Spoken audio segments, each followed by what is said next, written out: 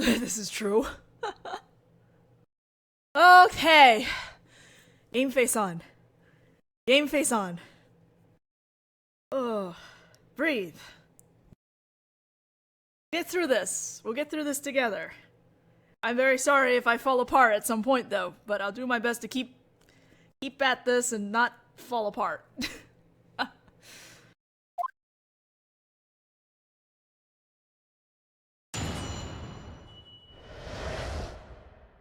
About the device.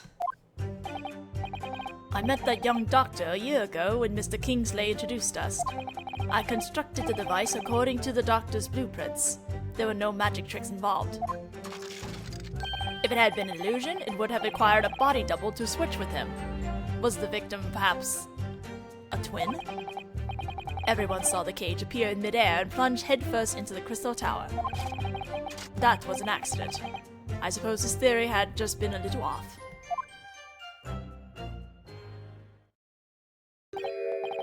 But body double?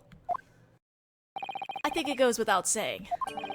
To make it appear that he teleported even though he hadn't, that's what an illusion is. Naturally, in order to make that work, he would have needed to be switched with a fake at some point. I believe it was said that you hadn't proven anything of the sort, correct?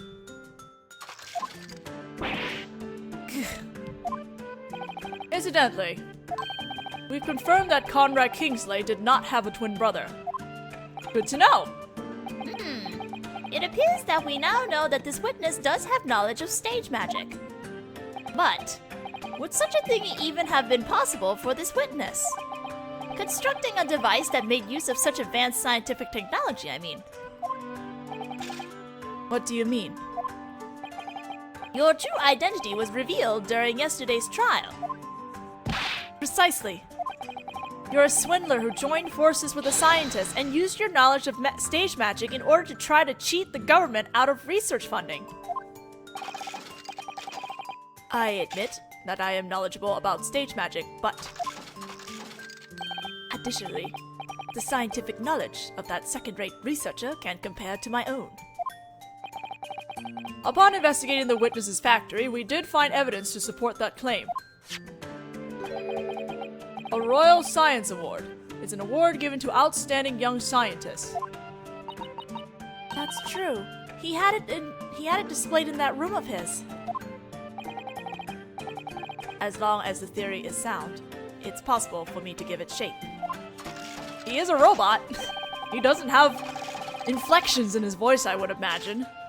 I'm not above selling my stage magic knowledge to talentless hack scientists who come crying to me, though. So then, the major explosion of the device. It was either a careless accident, or perhaps he used his theory to murder the victim.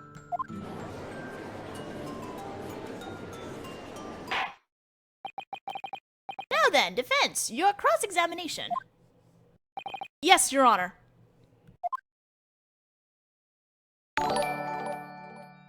Yo, thanks for hosting, Volt. So what are we looking at here? Looks like we're examining something first, so let's do that. As soon as I get to the statement that I need to do something to it. 1, 2... Everyone saw the cage appear in mid-air and plunge headfirst into the crystal tower.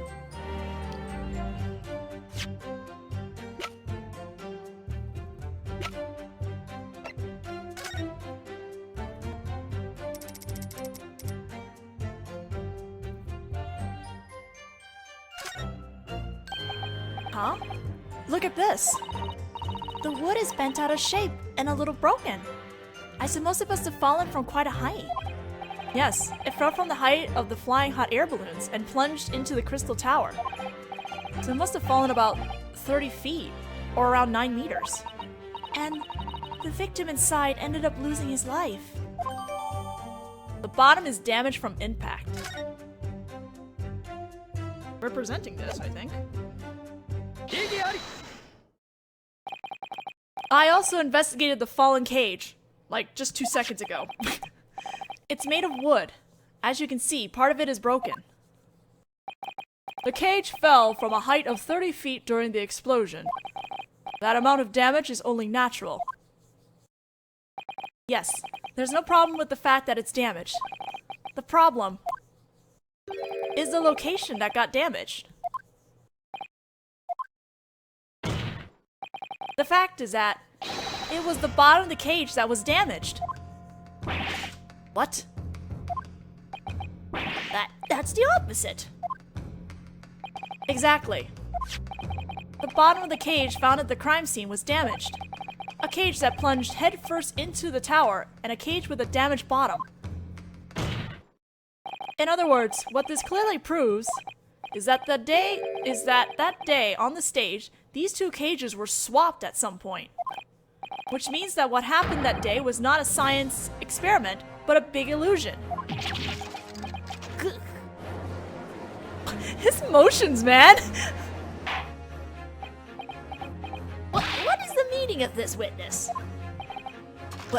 Well, if we look purely at the facts, there is but one conclusion we can draw. Considering that it's the bottom of the cage that was damaged, then it must have fallen feet first.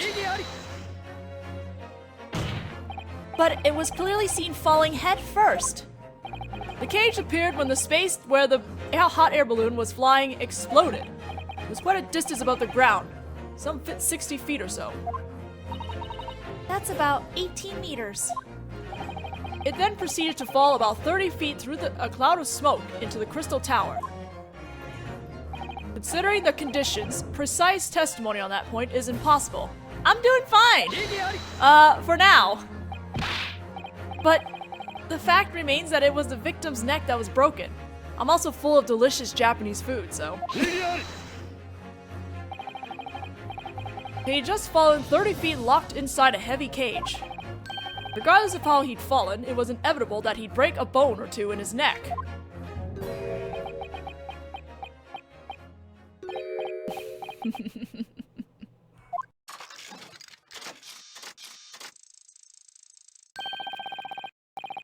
Allow me to express my respect for the prosecutor's scientific consideration. Though, to put it more scientifically, the neck was only one bone. Oh my god, his track! He just recovered.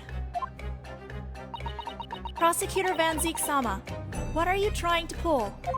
This man tricked your friend and is a second-rate swindler. If you're going to make a case, make it an airtight one. Huh? I feel like that's what Prosecutor Van Zieks is trying to say here. Yes, indeed. Perhaps you seem to have forgotten one thing, Mr. Defense Attorney. There's one other fact that clearly indicates that this was not an illusion. What? It appears that it's too soon to end this cross-examination. Witness, add that fact to your testimony. I will. These sorts of things must be done scientifically, after all. Damn it! I nearly had him, and then he slipped away.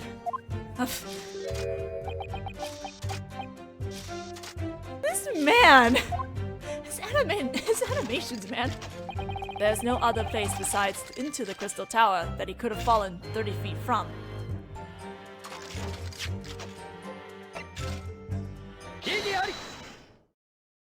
I just presented the crime scene diagram. I have here a diagram of the crime scene.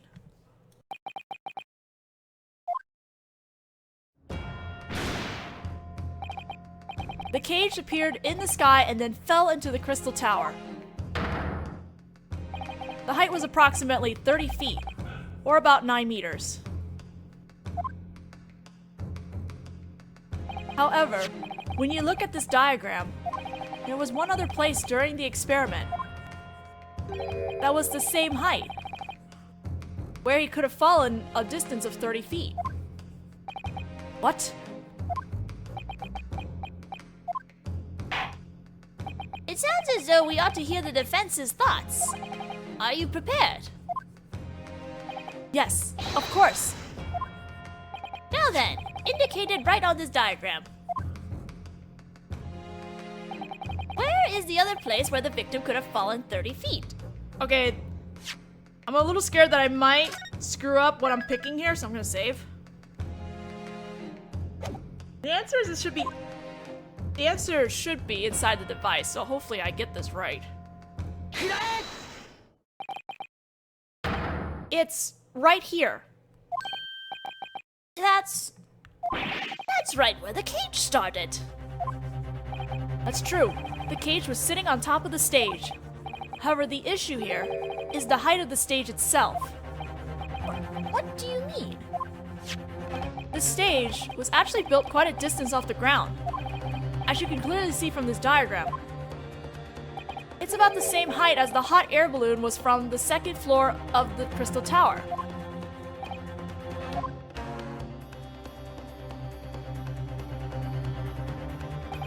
The experiment began, and right when that big cloud of steam covered the cage,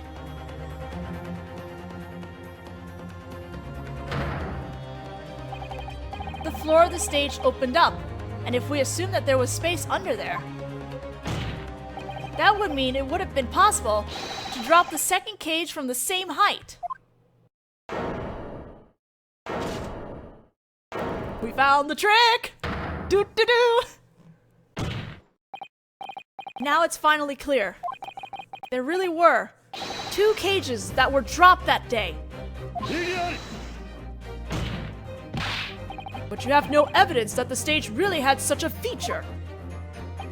That's because the killer bombed the device. But the stage itself is still standing. Please, take a look at this photo showing the crime scene after the explosion. The wire mesh on the floor of the device that the cage had been sitting on. It's gone! It was probably blown open by the force of the explosion. We need to examine it immediately. What's at the bottom of that hole?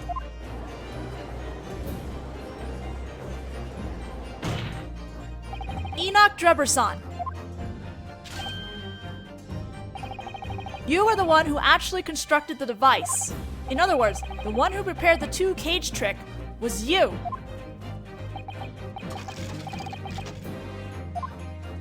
It had nothing to do with Dr. Dirtpour's theory. You built the device to take Mr. Kingslay's life, and then you tried to pin the blame on the doctor. The only one who could have done all that was you, Enoch Dreberson. Oh. He's falling apart there.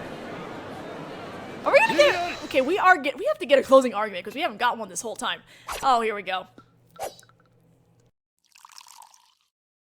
Damien, please. If the defense has finished making his claim.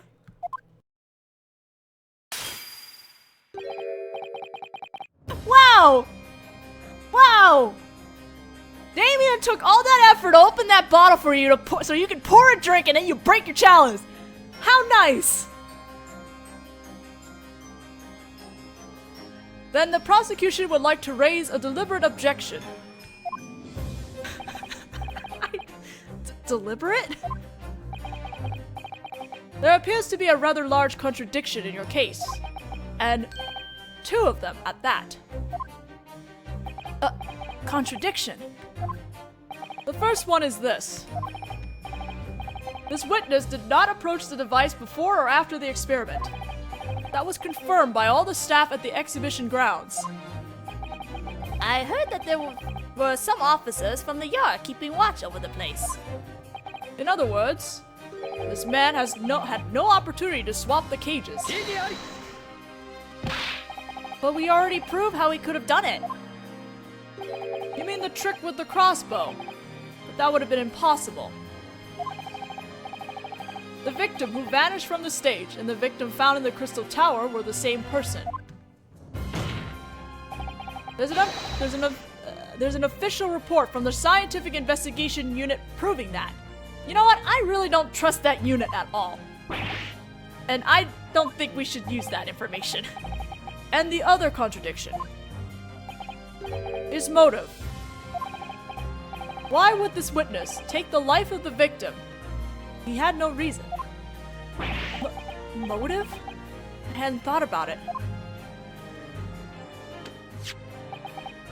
Here is the contract that the witness submitted. Contract? It's a contract between the victim, Conrad Kingsley, and this witness. The engineer is entitled to 30% of any research assistant funds provided by the government, or any proceeds yielded as a result of the research. 30%? That's quite a generous condition for a contract. There's one major condition in that contract. Condition. These rights shall only be valid if both parties entering the contract survive. In other words, if either of us had died, the contract would have become null and void. The fact that Kingsley died was nothing but disadvantageous to me. Ooh. Not only did he lack opportunity to commit the crime, but he also lacked motive. Therefore, it's impossible for this witness to have murdered the victim. I really like his animations too, even though he really creeps me out. His theme is also fantastic. It appears that the defense's claims have fallen apart. The court orders that the contract be submitted as evidence. Contract. A contract between Kingsley and Drebber concerning any proceeds yielded by the device. I agree, Meowsy. It's true. If he had no opportunity to make the swap, then it's impossible for Drebber to have committed the murder. Plus, I don't see any reason for him to have murdered the victim in the first place. There's just one fact in your claim that hasn't been overturned. There were 2 cages. The prosecutor can't deny that. Ah, so surely there must be something else too. Another unmistakable fact in your claim. It would seem that the defense has no way to rebut this.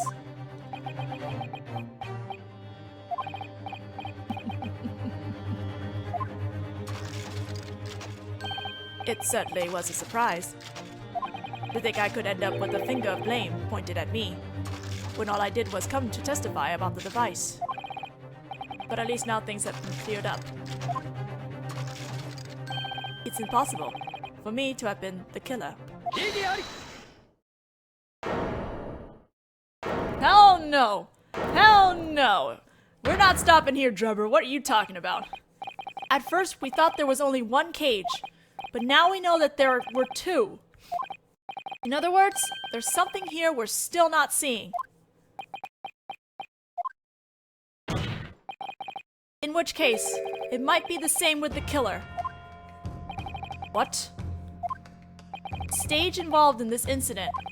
Every aspect of it was designed and built by this witness. So it's unthinkable to assume that you had nothing to do with this.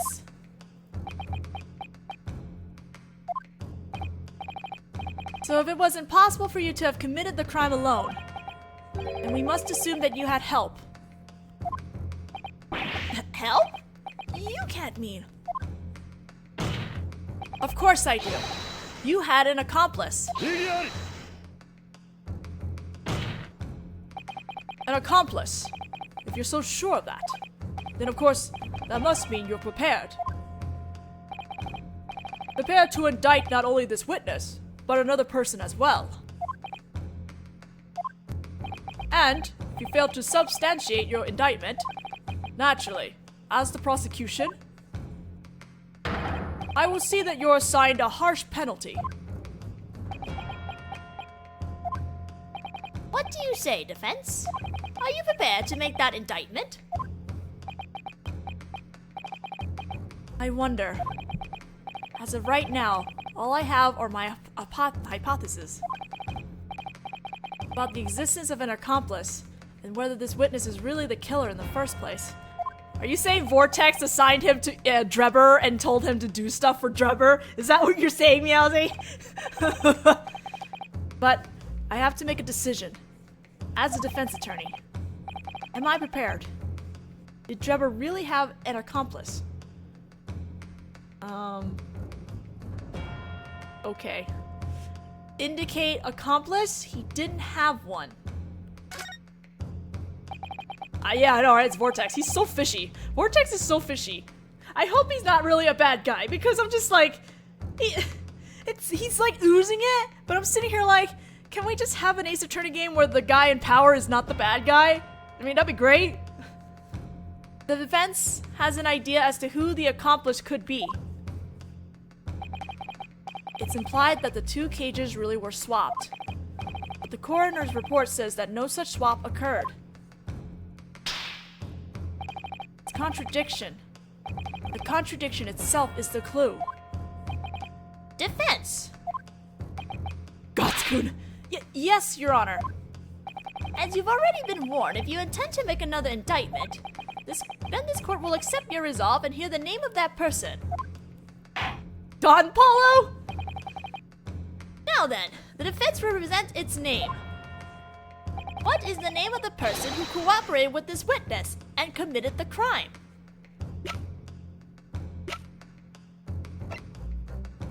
Dr. Sith.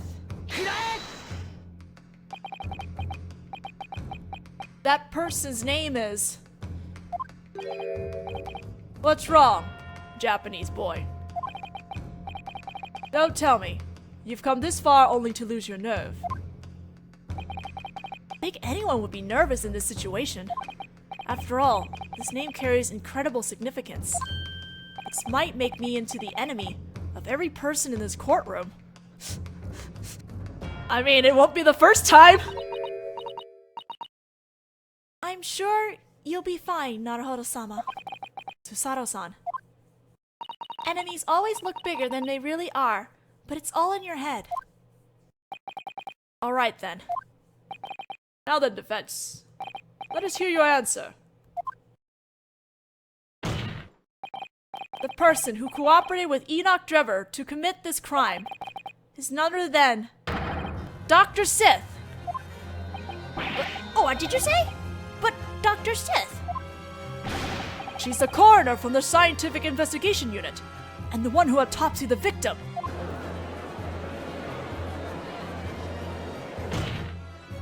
Who could possibly have swapped the two cages?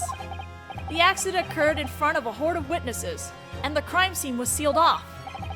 Additionally, the investigation was conducted by the Scientific Investigation Unit and excluded everyone else, including detectives. That's why we shouldn't trust their information. That's the only time that it would have been possible for the bodies to be swapped.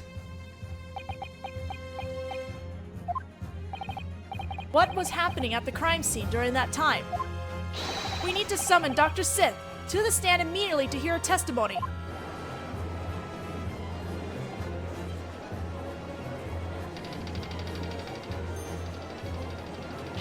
Unforgivable! You intend to eliminate Scotland Yard? Juror 6. I know her very well. She's the best coroner there is.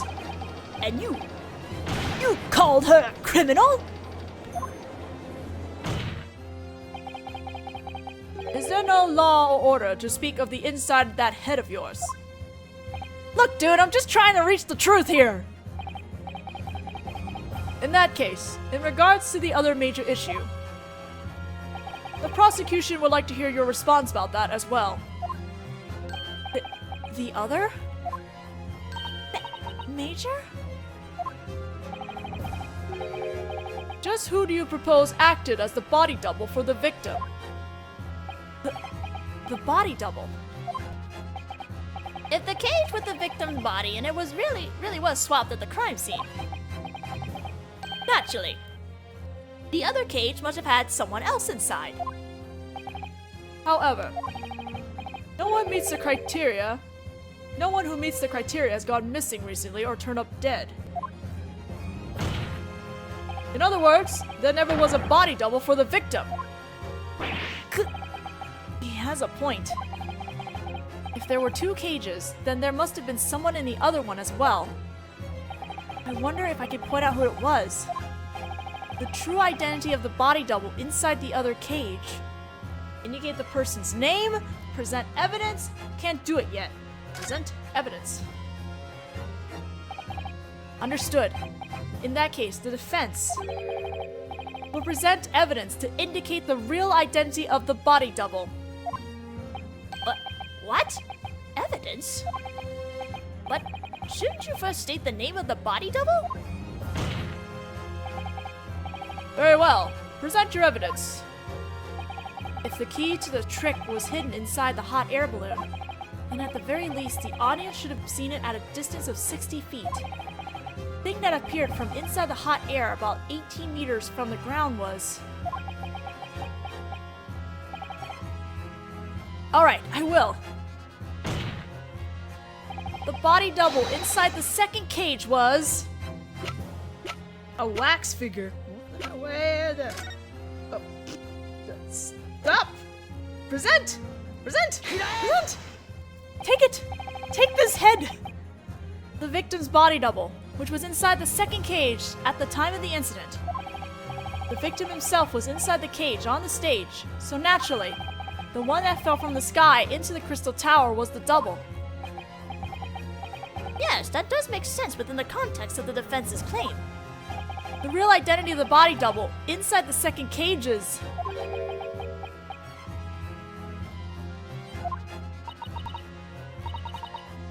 We're prepared, Naruhodō-sama. All that remains is to shout it out. Thank you, Susato-san. The real identity of the body double inside the second cage is... Though it may be hard to believe, it's this! Wait, when did they have the time to bring it in? When did they have the time to bring it in? When was it brought in?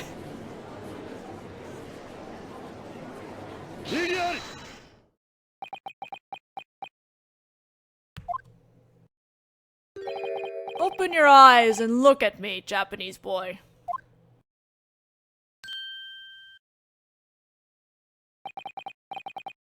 Answer me this. Just, what is this? Well, brace yourself, Naruhodō Ryūnosuke. Time for you to show off that Japanese fighting spirit. It's, as you can see, it's a wax figure. Oh no! I haven't heard that death slam in a long time. A figure of the serial killer who was executed 10 years ago. The professor. You've already indicated a member of the scientific investigation unit as an accomplice.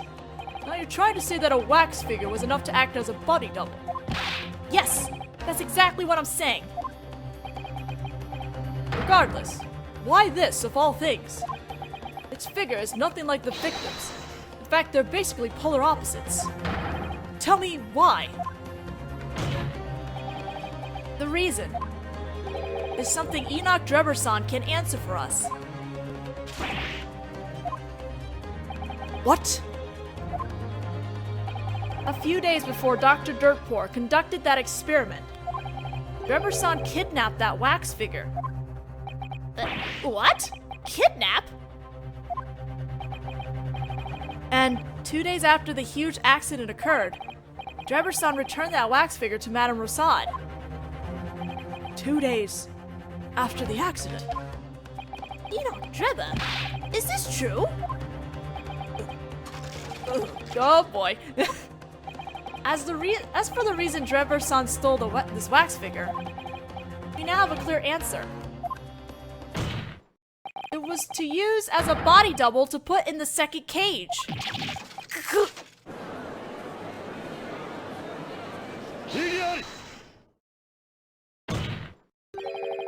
Did you hear that, jurors? The defense's shocking claim. In order to trick a poor scientist, he built that massive device. And with the greatest coroner of our time as an accomplice, performed a magic trick before a huge crowd. Not only that, but the key to the trick was this wax figure, which looks nothing like the victim. Now I ask you, jurors, is this claim solid enough to warrant your trust? Okay, but we have proof. He had like a piece of glass shards or something. Please wait. Sure, when you say it like that, it might sound hard to believe, but Your Honor, may I say something? What is it, head juror? We seem to have finally just reached a unanimous decision. Very well, then let us hear it. Jurors, state your decisions for the court. 有罪 有罪有罪有罪有罪有罪 You know, it took 2 trial days it took a day before we actually got a closing argument. Can we talk about that?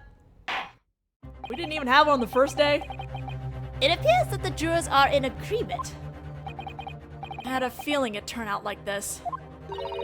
I'm sure once we overcome this trial, we'll have uncovered a new fact. I truly believe that. Yes, the child did slam with the corn. Yeah, that's why. We have to do anything we can to convince them. We will now begin the final appeal. Are you prepared, head juror? Yes. Very well.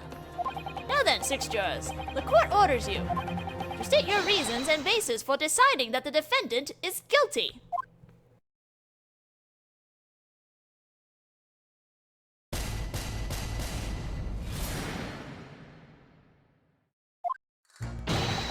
I've known her for ages! Huh? Cooperate with the criminal? Unthinkable! True, I certainly can't imagine them working together. I don't believe the coroner has anything to do with the wax figure you say that swindler stole. I've been put through the ringer by the police before as well. I can't say I trust them. We don't even know if that wax figure was ever in the cage to begin with. You're just saying what's convenient for you without any proof. I won't let you get away with it. Why is there a child on the juror seat? Is there like an age? There's no age restriction about how being a juror? Sounds like This wax figure is the final sticking point. This wax figure has a build that's almost the exact opposite of the victim's, and its face isn't even visible. Sorry, I'm changing a wording in this script. I must admit, I admire your extreme courage for indicating this as the body double. It's true. I am perfectly aware of how unnatural this wax figure business is. But that's the part that makes me think it must be a clue. So what do you mean? What do you mean, Naruhodō-sama? I can't really put it into words. But I think there was a reason that this thing had to be used as the body double. A reason that it had to be the wax figure. And there must be more meaning behind it than whether or not it what? A more meaning behind it than whether or not it looked like the okay, hold on, I have to fix this too.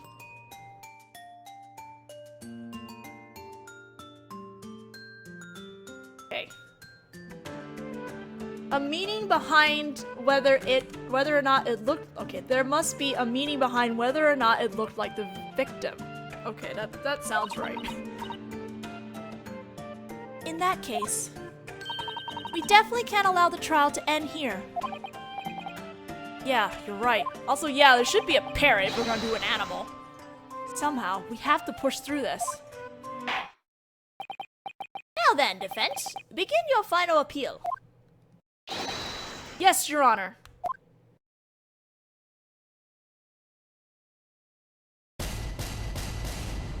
Avery attorney. Yes! Oh, my foot's falling asleep. I like how we didn't even hear juror number 1 first. They skipped right over to 6.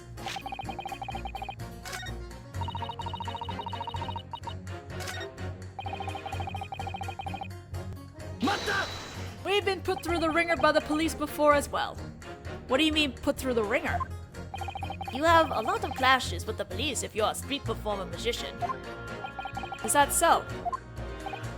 Naturally, we have no stage to perform on, so we practice our delicate, impressive art in parks and side streets, and police makes up reasons to interfere with us. 昔は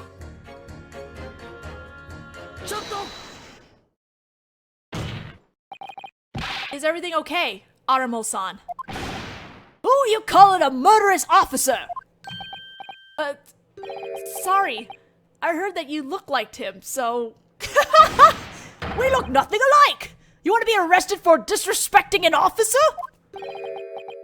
Damn you, Holmes-san. Setting that aside, you clearly seem to have something you want to say after hearing Juror 3's statement. In my day, things weren't like this back in my day! Why does he have Gregson's theme now? What were they like? We police officers fought tooth and nail to gain the trust of the citizens. And the citizens respected us for it. Ottermo. Like Otter the animal? Officer Ottermo?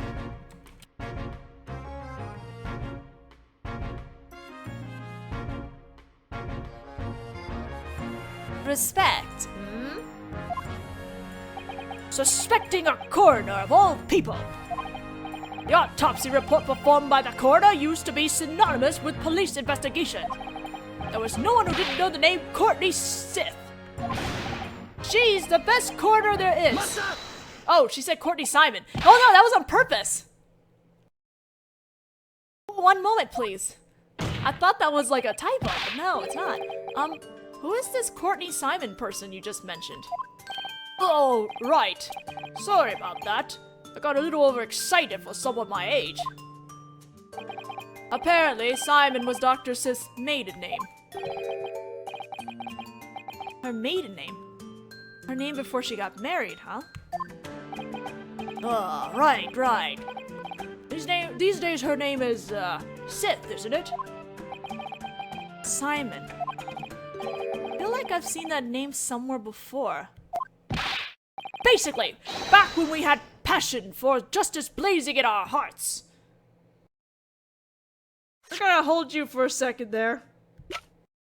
What am I looking at here? Am I looking at this?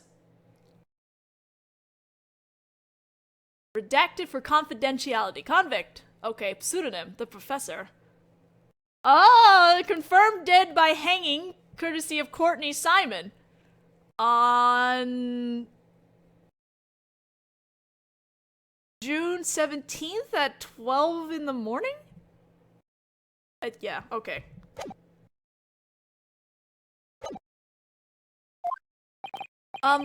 Excuse me, number 6.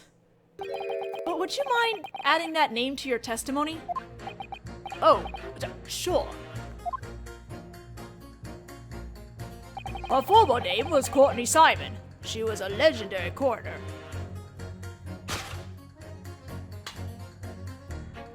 Two? 1 and 2? Okay. There's a clear contradiction between these two claims. Did you say a contradiction? In whose statements? If I may, Juror 2. Certainly. You're always welcome. I believe you heard what Juror 6 just said, correct? He just revealed Dr. Sith's maiden name. And in doing so, exposed a formerly unseen relationship.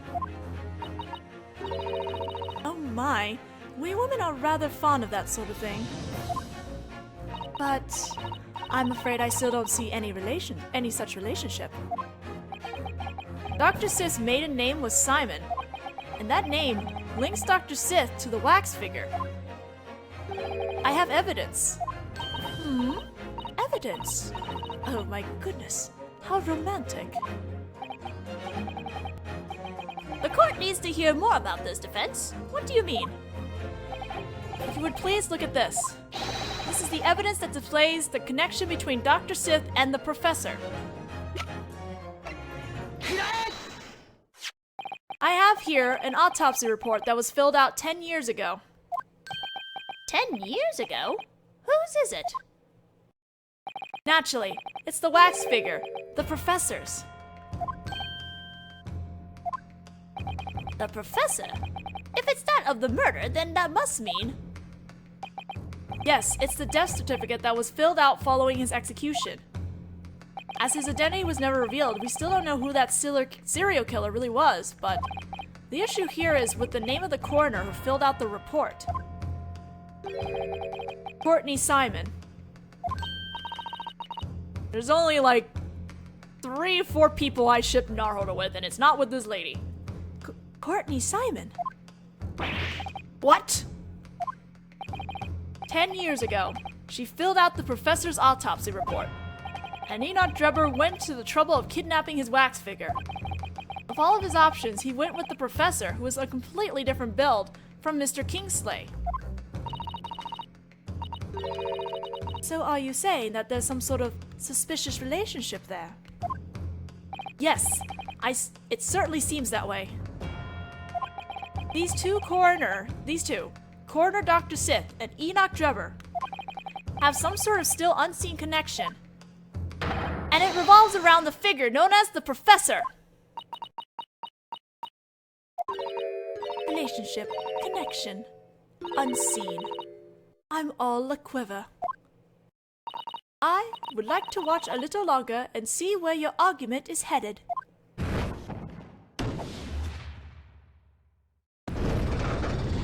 You're such a romantic, goodness. I agree. We can't allow the trial to end like this. I can't allow any suspicion to remain on the yard's coroner. After all, back then we had a passion for justice blazing in our hearts.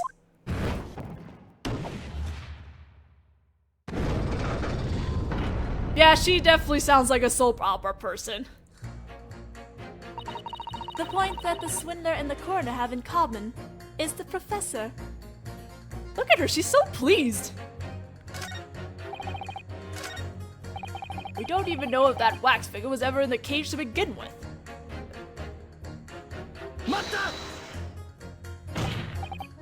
But didn't you also say that the teleportation was just an illusion? I certainly did, but even so. Normally, a person would choose their secret and set up for such a thing. Huh? Well, since it were fated to be sent plummeting after an explosion, I see no reason to use a real human. However, even if he decided to use a wax figure, it's only polite to use one that bears some resemblance to the victim. What does politeness have to do with this? In any case, if you're going to make a point of saying that the wax figure was in a cage, then you'll need to present evidence of that. That's the science of law. That's a doctor from the Royal Science Academy for you. That's a very logical point. If you're able to present evidence, it'll likely change the situation. Evidence showing that the wax figure was inside the cage, huh? I've got some, I got nothing, I totally got some. I have something I'd like you to have a look at, number 4. Oh? My policy is to only believe people who wear lab coats, but I'm prepared to listen carefully, out of curiosity of what will come out of the mouth of someone like you, dressed all in black. Excuse you, I'm dressed all in blue. He doesn't seem to have noticed that he himself is dressed all in black.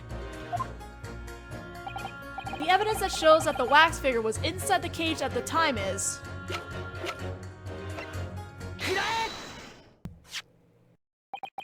Is this a shard of glass? It's unusually thick, isn't it?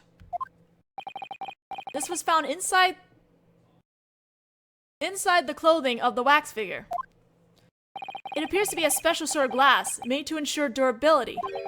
It's possible that it's the same sort of glass that was found scattered all around the Crystal Tower. Crystal Tower? Ugh! That's right. The very Crystal Tower that acts as the symbol for the London World's Fair. The cage went tumbling down that day and plunged right through that special glass. You'll say that's how this piece of glass got there. So, what do you think now? I think you agree that this is pretty compelling evidence of that possibility.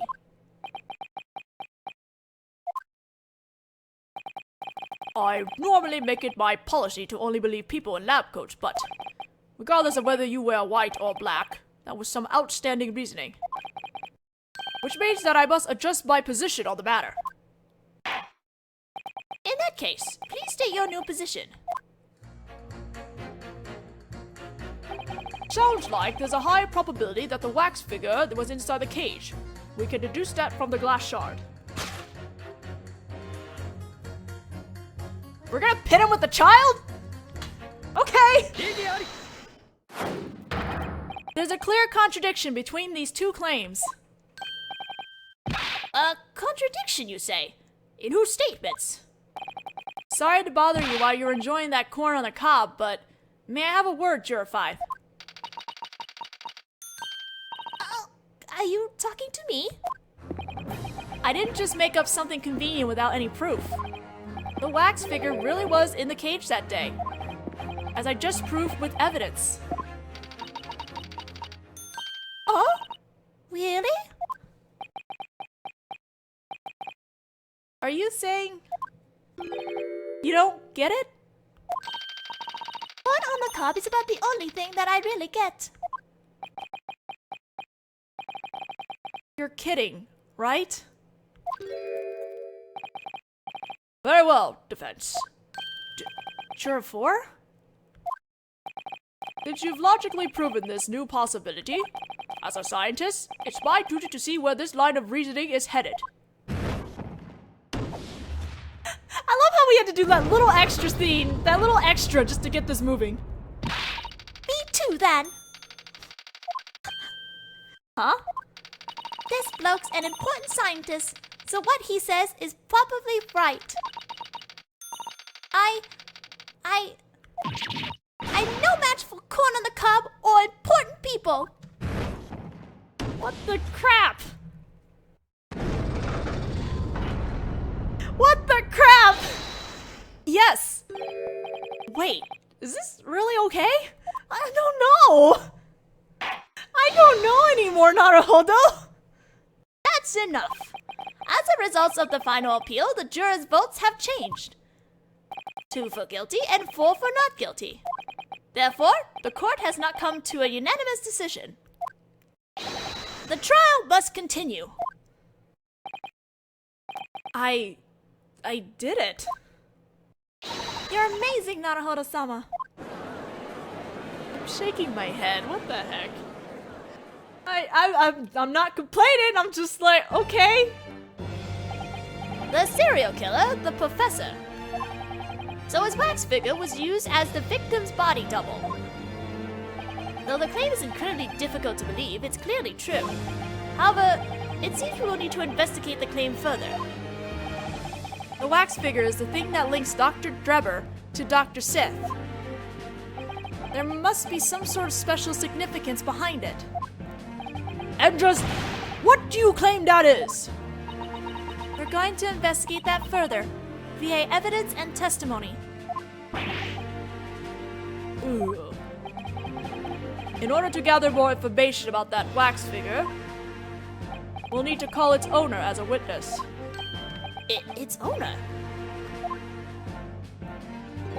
Madame Roussaud. Prosecutor Van Zeeks. I was sure he'd raise an objection to this, but... Understood. Let us subpoena Madame Roussaud at once. Defense. Yes, sir. Bear this in mind. Right now, you have your finger on a seal that must never be broken.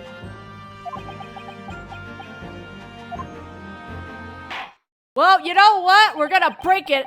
Probably not here, but, you know, I'm pretty sure Professor is probably gonna be a big deal later. Now then, court will adjourn for a 45-minute recess. The prosecution will prepare a new witness during that time. Madame Roussaud, as you wish.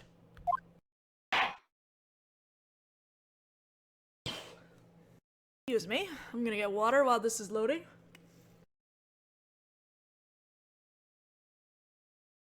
I'm gonna get through the lobby and then maybe take a break. How much do I still have left, though? Jesus. Oh my god, I still have like 80 pages here.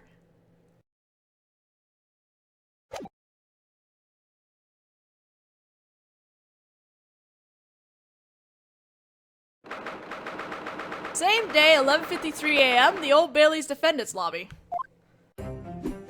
Hey! Well done in there! Thanks for sticking around to watch, Home-san. Of course I did. I was watching from the gallery on tenterhooks. Our trial's great. For those of us in the gallery, I mean. I'm glad you were enjoying yourself. What the blazes? What on God's green earth is going on here? Just who in the world is this professor fellow? I've certainly never heard of him. Oh, I see.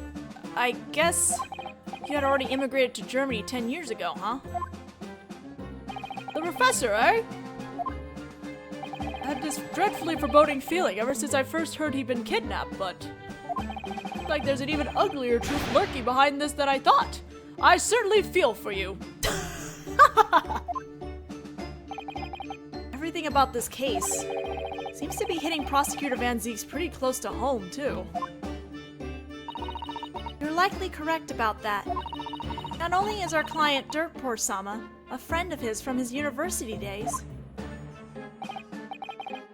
but the wax figure that's been dragged into the picture is of the serial killer who killed the older brother he so deeply respected. I'm willing to bet that even Reapy couldn't have imagined you toss something like that to him. I mean, come on, he's not doing this on purpose to hurt him. He's just trying to find the truth. Right. Regardless, what exactly was the professor incident? What do you mean? First it was Drebber-sama, the engineer, then Dr. Sith, now Lord Van Zieks. I think that everyone in this trial could also have connections to that incident. It's almost as if I'm the only one here who had nothing to do with it. Is that what you're trying to say? Benjamin. I'm relieved by that fact, and yet I can't help feeling a tad left out. Pardon me.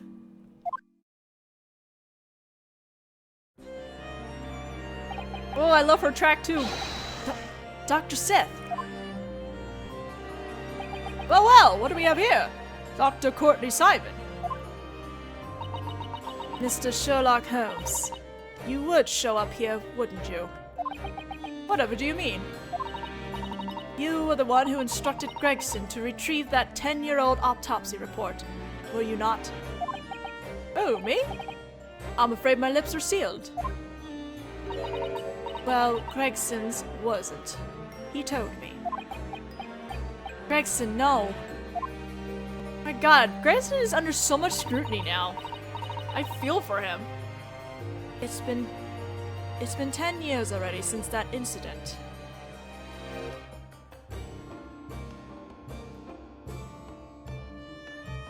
I feel for him. Like I was like he got into trouble in Case 5 of DGS 1. So the fact that he was able to investigate at all into DGS 2 is pretty nice, but at the same time, holy crap, Gregson. I was shut away in the prosetorium, armed with naught but a single lancet. Even now, I feel as though the stench of death and antiseptic from that victim still lingers on my person. I heard a few things about you from the police officer juror earlier. I've indicted you as an accomplice. Would you mind taking the stand and testifying about the truth? I'm afraid that will be rather difficult. Van Zieks will not be calling me as a witness in today's trial. Lord Vortex has forbidden it. Vortex! Lord Vortex? There's a seal that must never be broken, and it's on the Professor incident. Kindly accept that you won't be able to drag me into this. So you're going to flee and hide? How cowardly! I've always fought crime head-on, doing only as I thought was right. And I have no regrets about my conduct, not one. I came here to tell you that, and nothing more. Now then, if you'll excuse me.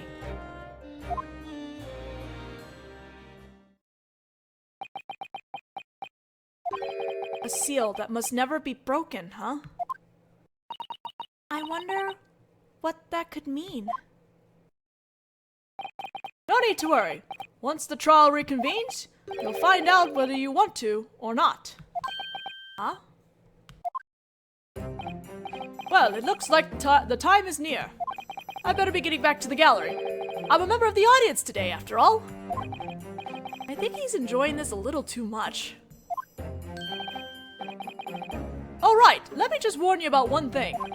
In the trial ahead, if there are any facts that remain even slightly obscured, you mustn't avert your eyes from them. Hunt down the truth and don't stop.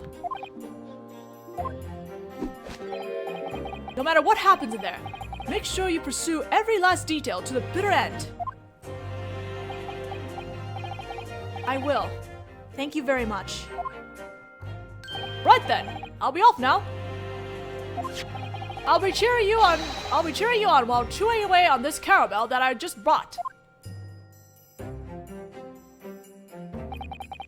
I wonder what the significance behind Home-san's warning just now is. No matter what happens in there, just what does he expect to happen?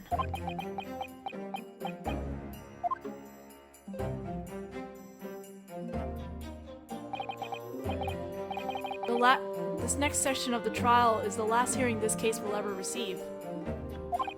I have to make sure we uncover the truth. Yes, no matter what happens in there.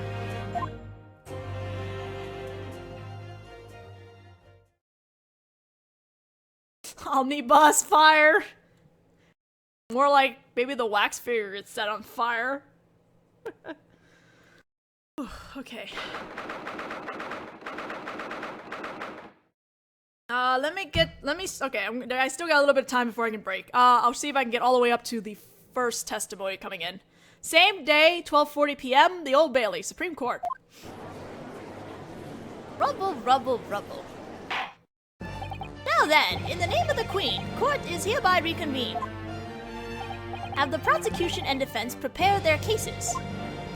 The prosecution is ready.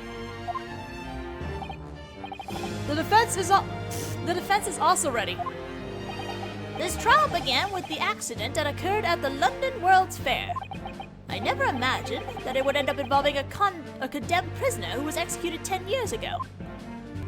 I doubt anyone could have predicted that. Although that seems to be the case for all the cases handled by this attorney. Now then, the court will proceed to perform verification on the wax figure presented by the defense. Lord Van Zeeks. Your Honor. What of the preparations from Madame Rosad's testimony? They proceeded without a hitch. The Madam is currently waiting in the witness lounge. In that case, have the witness enter the court. As you wish. Bailiff, escort Madame Rosad to the witness stand. We're about to enter the next stage of the trial. If Trevor is the killer in this case, then he had an accomplice, and that person was Dr. Sith. And the link between the two of them is that wax figure. The wax figure of the serial killer, the professor. It's the only key that links these two. They have nothing else in common. All I can do for now is pursue that small possibility.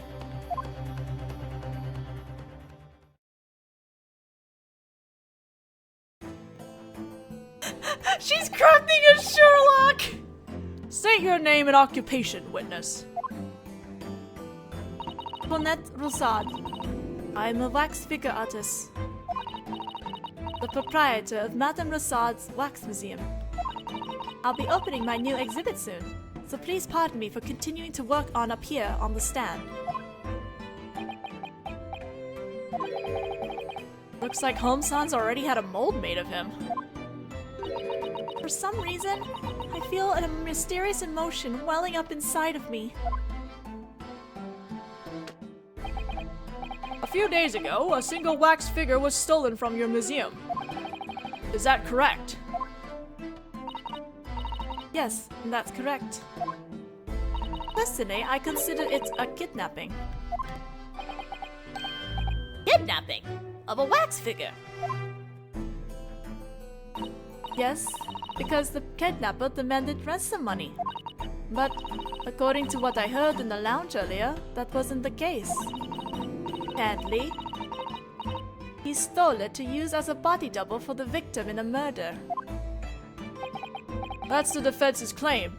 In any case, this is the victim in the case at hand, Mr. Conrad Kingsley. I'm familiar with him. I have a figure of him in my villain's corner. Hardly need more than a single look to see that their builds are totally different. But maybe there's a strange resemblance in their face or something. Are you trying to say that you want to see what the professor's face really looks like?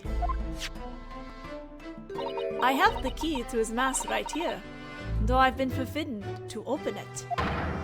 Ridiculous! I beg your pardon? I don't know what the face looks like beneath the mask, but there's no way. It's modeled after the professor's real face. A valid point. The serial killer's identity was never once revealed. The trial was carried out in absolute secrecy, in the presence of Her Majesty the Queen. The murderer was then executed. His true identity is a national secret. The idea that a lowly museum owner could have gotten her hands on it is unthinkable. It would seem that you are not familiar with the Ryūnosuke family creed. The Ryūnosuke family creed? The Ryūnosuke family always makes molds using the real person to breathe life into our works.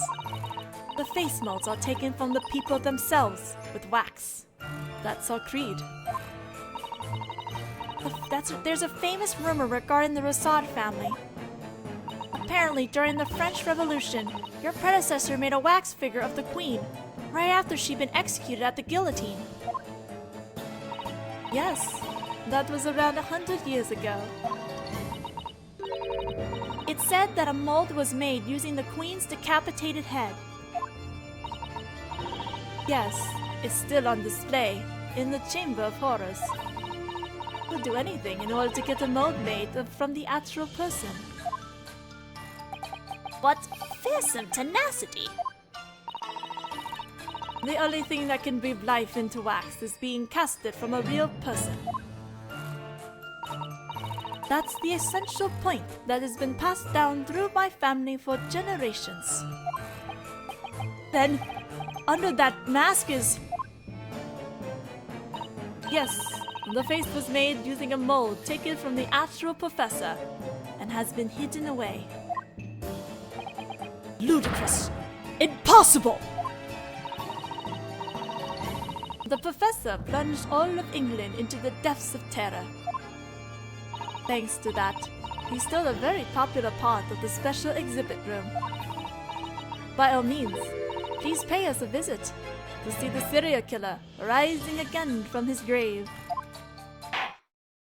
It appears that we will need to hear this witness's testimony regarding that unsettling wax figure and the involvement of the witness herself. Certainly, Your Honor. Okay, I'm gonna take a break. Add 5 minutes to whatever your time is right now, and that's when I'll be back, and we'll go into this testimony.